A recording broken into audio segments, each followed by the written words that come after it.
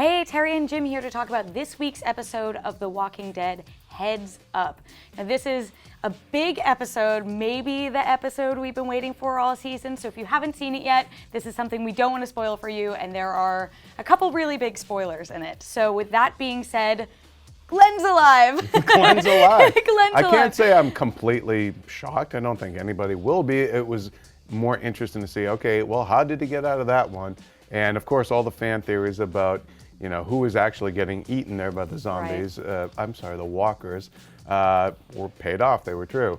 Were you happy with how they resolved this? I was, the show was dragging a little bit for me because that was the big question, and they're like, all right, we're gonna check in with this person and this person and this person, and finally I'm glad that with this episode we did find out right at the top. Yeah. You know, we knew right from the beginning. It sort of was how we thought it went down. I mean, people thought that Glenn's intestines were being ripped out. Your intestines aren't in your chest. It just didn't make any sense. He hid under the dumpster and managed to get away. But now I will say I'm more concerned about his life at this point than I was before, because I'm like, oh man, he needs to get through all those walkers. The and there minute are you so start many giving things. Enid the pep talk about, how life is worth living for and all that, you're like, oh yeah, one of you guys is dead, maybe both. Yeah, You know? and I mean, this was a nice episode in that we got to see a lot of our characters at once instead of having little. Hey, pod Carol's episodes. back. Carol's back. Carol's back in like a scary predator. Yeah. I'm terrified of Carol right now. But the big thing at the end of the episode is, all our heroes in Alexandria see that Glenn is alive because he sets off the balloon symbol.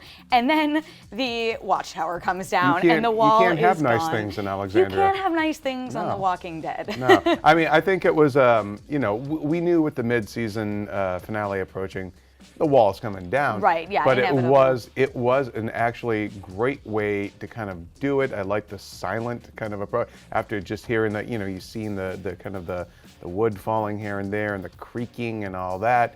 And sort of thematically, the wall's coming down inside of Rick. As he's starting to warm up to the people of Alexandria in his own Rick way.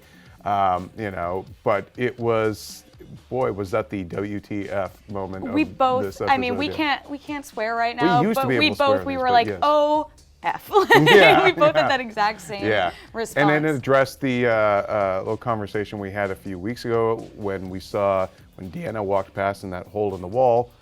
And it was really blood. was. It ended up being blood, and we know that is because this is a leaking ship, and it came down. And I think that honestly is one of the best cliffhangers The Walking Dead has ever done. It was just such a cool moment. It's up there with the prison getting attacked. But there were a couple other loose threads in this episode. We know that Morgan is keeping this wolf captive, and Carol is onto him. But I think more importantly is Ron has a gun. Yes, he does, and we saw him go for those bullets.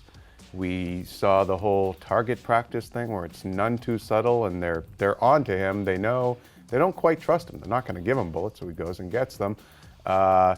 Is he gunning for Rick? Is he gunning for Carl? Is he gunning for both of them? Yeah, your gut instinct was to think he was going after Carl. I think he actually might be at a good place with Carl right now. Like, we know there's some bitterness there, but I think he's definitely more bitter towards Rick for killing his father. Yeah. But in the craziness of the wall coming down, again, back to that, like, maybe Carl could be a victim there, Who knows what happens, or maybe he's going after someone we haven't even thought of yet.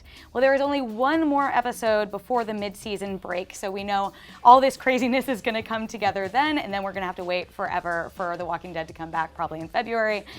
Keep it here at IGN for all things The Walking Dead, and make sure you let us know what your theories are for the craziness that happened in this week's episode.